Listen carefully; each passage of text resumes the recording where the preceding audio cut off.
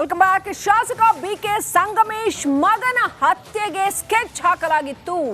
ಭದ್ರಾವತಿ ಶಾಸಕರ ಮಗ ಬಸವೇಶ್ ಹತ್ಯೆಗೆ ಪ್ಲಾನ್ ಮಾಡಲಾಗಿತ್ತು.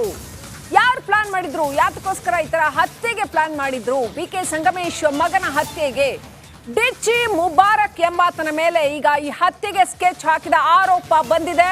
ಭದ್ರಾವತಿ ಓಲ್ಡ್ ಟೌನ್ ಪೊಲೀಸ್ ಠಾಣೆಯಲ್ಲಿ ಪ್ರಕರಣ ದಾಖಲಾಗಿದೆ. ಈ ಹಿಂದೆ 2 ಸಾರಿ ಕೊಲೆಗೆ ಅಟ್ಯಾಕ್ ಮಾಡಿರುವಂತ ಡಿಚ್ಚಿ ಮುಬಾರಕ್ ಅಂಡ್ ಟೀಮ್ ಈಗ ಅವ್ರ ಬಗ್ಗೆ ಈ ಆರೋಪ ಬಂದಿದೆ.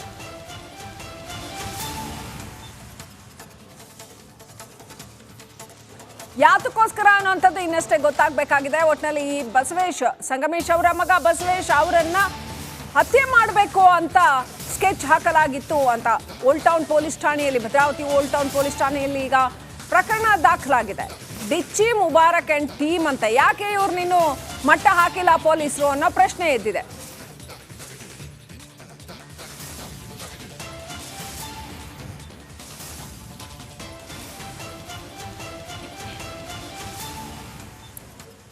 ಯಾತಕ್ಕೋಸ್ಕರ ಹೀಗೆ ಮಾಡಿದ್ರು? ಹಾಗಾದ್ರೆ ಭದ್ರಾವತಿನಲ್ಲಿ ಕಾನೂನು ಸುವ್ಯವಸ್ಥೆ ಎಷ್ಟರ ಮಟ್ಟಿಗಿದೆ? ರೌಡಿ ಗ್ಯಾಂಗ್ಗಳ ತಲೆ ಎತ್ತಿದ್ದಾವ? ಈ ಎಲ್ಲ ಪ್ರಶ್ನೆಗಳು ಹೇಳ್ತಾ ಇದ್ದಾವೆ. ಅದು ಶಾಸಕರ ಪುತ್ರನಿಗೆ ಈ ಗತಿ ಆದರೆ ಬೇರೆಯವ್ರ ಕತೆ ಏನು? ಅಥವಾ ಈ ಶಾಸಕರ ಪುತ್ರ ಕೂಡ ಏನಾದರೂ ದ್ವೇಷದ ಇದರಲ್ಲಿ ಏನಾದರೂ ತೊಡಗಿದ್ರ ಅಥವಾ ಬೇರೆ ಯಾವ ಕಾರಣ ಏನು ಅನ್ನೋದು ಇನ್ನಷ್ಟೇ ಡೀಟೇಲ್ಸ್ ಬರಬೇಕಾಗಿದೆ.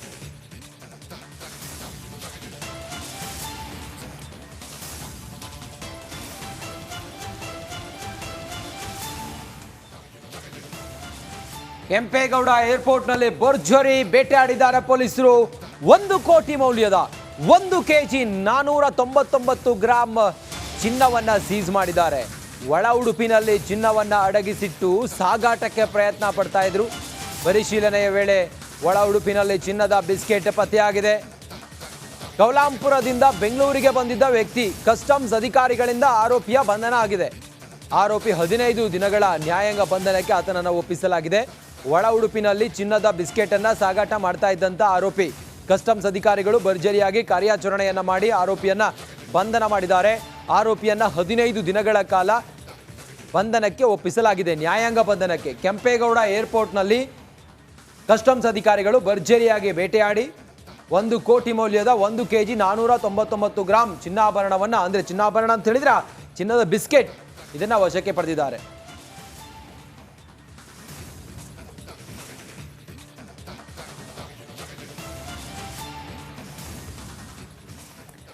ಬೆಳಗಾವಿನಲ್ಲಿ ಡಿಸಿ ಆಫೀಸ್ ಅಟ್ಯಾಕ್ ಮಾಡಿದ್ದಾರೆ ರೈತರು. ಯಾತಕ್ಕೋಸ್ಕರ? ಅವರಿಗೆ ಪರಿಹಾರ ಕೊಡ್ತೀವಿ ಅಂತ ಹೇಳಿ ಇನ್ನೂ ಕೂಡ ಕೊಟ್ಟಿಲ್ಲ ಅನ್ನುವಂಥದ್ದು ಆರೋಪ. ರೈತರು ಏನೇನು ಮಾಡಿದ್ದಾರೆ ನೋಡಿ. ಡಿಸಿ ಕಚೇರಿ ಆವರಣದಲ್ಲಿ ರೈತರಿಗೆ ಪರಿಹಾರ ಕೊಡೋದಕ್ಕೆ ವಿಳಂಬ ಮಾಡಿದ್ರು ಅಂತ ಆಕ್ರೋಶ ವ್ಯಕ್ತಪಡಿಸಿದ್ದಾರೆ. ಎಸಿ ಕಚೇರಿ ಒಳಗಡೆ ನುಗ್ಗಿದ್ದಾರೆ. ಕಂಪ್ಯೂಟರ್ ಪ್ರಿಂಟ್ಔಟ್ ಏನೇನಿದೆ ಎಲ್ಲ ಹೊತ್ಕೊಂಡೋಗಿದ್ದಾರೆ.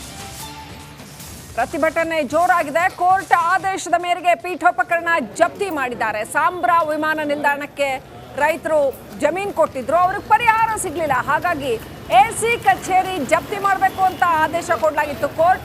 ಈಗ ರೈತರು ಎಸಿ ಕಚೇರಿ ಒಳಗಡೆ ನುಗ್ಗಿ ಪ್ರಿಂಟರು, ಟಿವಿ ಏನೇನಿತ್ತು ಅಲ್ಲಿ ಎಲ್ಲ ಹೊತ್ಕೊಂಡು ಹೋಗಿದ್ದಾರೆ.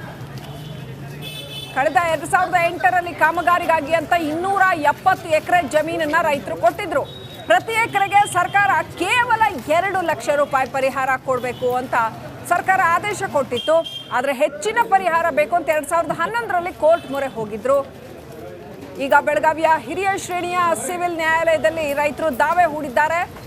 ನ್ಯಾಯಾಲಯ ವಿಚಾರಣೆ ನಡೆಸಿ ಪ್ರತಿ ಗುಂಟೆಗೆ 40,000 ರೂಪಾಯಿ ಹಂಗೆ ಪರಿಹಾರ ಕೊಡಬೇಕು ಈಗ ಅಂತ ಆದೇಶ 2018ರಲ್ಲಿ ಮಾಡಿದೆ. ಆದರೂ ಕೂಡ ಸಕಾಲಕ್ಕೆ ಪರಿಹಾರ ಕೊಡದೇ ಇದ್ದಾಗ ಮತ್ತೆ ನ್ಯಾಯಾಲಯದ ಮೊರೆ ಹೋಗಿದ್ದಾರೆ ರೈತರು.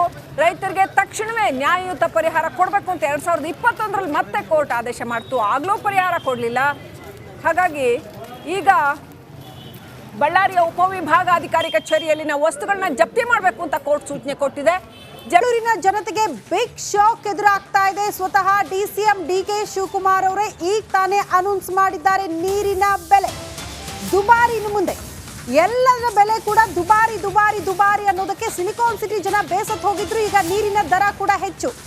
ಬೆಂಗಳೂರಿನಲ್ಲಿ ನೀರಿನ ದರ ಏರಿಕೆ ಫೇಕ್ಸ್ ಸಚಿವರೇ ಆ ಸುಳಿವನ್ನ ಬಿಟ್ಟುಕೊಟ್ಟಿದ್ದಾರೆ. ಯಾರೇ ಬೈದ್ರು ಕೂಡ ನಾನು ಕೇರ್ ಮಾಡಲ್ಲ ಅಂದಿದ್ದಾರೆ.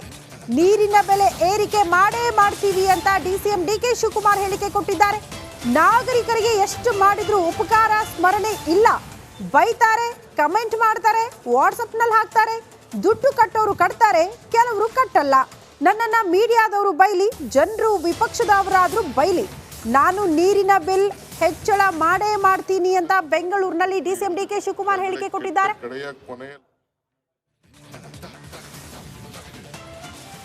ಡಿಸಿಎಂ ಡಿಕೆ ಶಿವಕುಮಾರ್ ಅವರ ವರಸೆ ನೋಡಿ. ಇವತ್ತು ಮಾತನಾಡ್ತಾ ಇದ್ದಂತಹ ಸಂದರ್ಭದಲ್ಲಿ ಹಲವು ವಿಚಾರಗಳನ್ನ ಪ್ರಸ್ತಾಪ ಮಾಡಿದ್ದಾರೆ. ನೀರಿನ ದರ ಏರಿಕೆ ಫಿಕ್ಸ್ ಅನ್ನುವಂತಹ ವಿಚಾರವನ್ನ ಬಹಳ ಸ್ಪಷ್ಟವಾಗಿ ಹೇಳ್ತಿದ್ದಾರೆ. ಅಲ್ಲಿಗೆ ಸಿಲಿಕಾನ್ ಸಿಟಿ ಜನ ಮೈಂಡ್ ಸೆಟ್ ಮಾಡ್ಕೊಳ್ಳಿ, ಎಲ್ಲದರ ಬೆಲೆ ಏರಿಕೆ ಅಂತ ಆಗ್ತಾ ಇತ್ತಲ್ಲ, ಈಗ ನೀರಿನ ದರವೂ ಕೂಡ ಏರಿಕೆ ಆಗುತ್ತೆ, ಅದನ್ನ ಕಟ್ಟೋದಕ್ಕೆ ನೀವು ಸಿದ್ಧರಾಗಿ ಅಂತ ಸ್ವತಃ ಸಚಿವರೇ ಸುಳಿವು ಕೊಟ್ಟಿದ್ದಾರೆ. ಈ ಬಗ್ಗೆ ಮತ್ತಷ್ಟು ಡೀಟೇಲ್ಸ್ ಅನ್ನ ಕೊಡ್ತಾ ಹೋಗ್ತಾರೆ ನಮ್ಮ ಪ್ರತಿನಿಧಿ ದೀಪ್ತಿ ತೋಳ್ಪಾಡಿ ದೂರವಾಣಿ ಸಂಪರ್ಕದಲ್ಲಿ. ದೀಪ್ತಿ, ದುಬಾರಿ ದುನಿಯಾದಿಂದ ಜನ ಬೇಸತ್ತು ಹೋಗಿದ್ರು, ಬಟ್ ಈಗ ನೀರಿನ ದರ ಕೂಡ ಹೆಚ್ಚಳ. ಸಿಲಿಕಾನ್ ಸಿಟಿ ಜನರಿಗೆ ನಿಜಕ್ಕೂ ಇದು ಶಾಕಿಂಗ್ ನ್ಯೂಸ್, ಸಚಿವರೇ ಸುಳಿವು ಕೊಟ್ಟಿರೋದ್ರಿಂದ.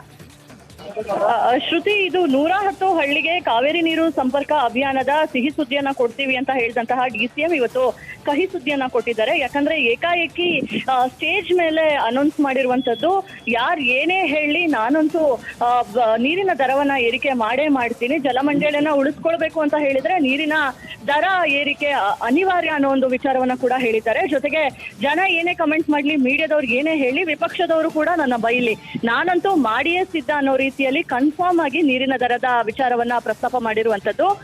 ಕಳೆದ 14 ವರ್ಷಗಳಿಂದನೂ ಕೂಡ ನೀರಿನ ದರ ಏರಿಕೆ ಮಾಡಿಲ್ಲ. ಹೀಗಾಗಿ ಈ ಒಂದು ಇದನ್ನ ಸರಿದೂಗಿಸ್ಲಿಕ್ಕೆ, ನಷ್ಟವನ್ನ ಸರಿದೂಗಿಸ್ಲಿಕ್ಕೆ ನೀರಿನ ದರ ಏರಿಕೆ ಮಾಡೋದು ಅನಿವಾರ್ಯ ಆಗುತ್ತೆ. ಸಾಕಷ್ಟು ಜನ ಕಮೆಂಟ್ ಮಾಡ್ತಾರೆ, ಆದ್ರೆ ಅವರು ಮೀಟರ್ಗಳನ್ನ ಹಾಕೊಂಡಿರಲ್ಲ, ನೀರಿನ ಬಿಲ್ ನ ಕಟ್ಟಿರೋಲ್ಲ.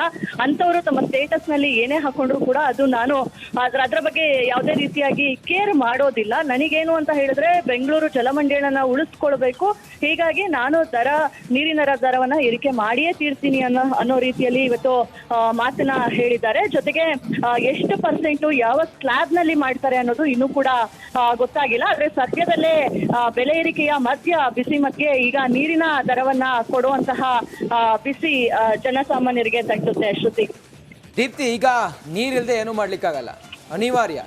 ಬದುಕಬೇಕಂತ ಹೇಳಿದ್ರೆ ನೀರು ಬೇಕು. ಇಂಥ ಅನಿವಾರ್ಯತೆಯನ್ನ ದುರುಪಯೋಗ ಮಾಡಿಕೊಂಡು ನೀರಿನ ದರವನ್ನು ಏರಿಸ್ತಾ ಇದ್ದಾರಾ?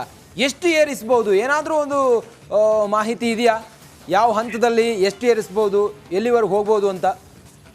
ರಂಜಿತ್, ಕಳೆದ ಹಲವು ತಿಂಗಳಿಂದನೂ ಕೂಡ ಚರ್ಚೆ ಆಗ್ತಾ ಇತ್ತು ನೀರಿನ ದರ ಏರಿಕೆ ಮಾಡ್ತಾರಾ ಅಂತ ಹೇಳಿ. ಎಲೆಕ್ಷನ್ ಪರ್ಪಸ್ಗೆ ಯಾವುದೇ ರೀತಿಯಾಗಿ ನೀರಿನ ದರ ಹೆಚ್ಚಳ ಮಾಡೋ ಸಾಹಸಕ್ಕೆ ಕಾಂಗ್ರೆಸ್ ಸರ್ಕಾರ ಮುಂದೆ ಆಗಿರಲಿಲ್ಲ. ಯಾಕೆ, ಸುಮ್ಮನೆ ಎಲೆಕ್ಷನ್ ಇದೆ, ಏನು ಬೇಡ ಅಂತ ಹೇಳಿ. ಇನ್ಫ್ಯಾಕ್ಟ್ ಒಂದು ಟೈಮ್ ನಲ್ಲಿ ಇಲ್ಲ, ನೀರಿನ ದರ ಏರಿಕೆ ಎಲ್ಲ ವಿಚಾರ ಇನ್ನೂ ಯಾವುದೇ ರೀತಿಯಾಗಿ ನಾವು ಚರ್ಚೆ ಮಾಡಿಲ್ಲ ಅನ್ನೋ ರೀತಿಯಲ್ಲಿ ಹೇಳಿಕೆಗಳು ಕೂಡ ಕೇಳಿ ಬಂದಿತ್ತು ನಾಯಕರುಗಳಿಂದ. ಆದ್ರೆ ಇವತ್ತು ಏಕಾಏಕಿ 110 ಹಳ್ಳಿ